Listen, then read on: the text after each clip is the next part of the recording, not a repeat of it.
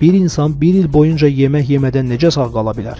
Bu qeyri-mümkün görünür. Amma Şotlandiyalı Angus Barbieri 382 gün boyunca heç bir bərk qida qəbul etmədən yaşadı.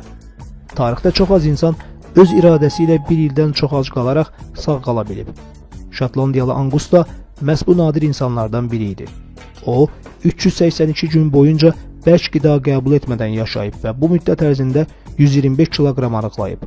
Onun inanılmaz hekayəsi tibb dünyasını belə heyrətləndirmişdi. İndi isə sıra bizdədir. Angus Barbieri 1939-cu ildə Şotlandiyada anadan olub.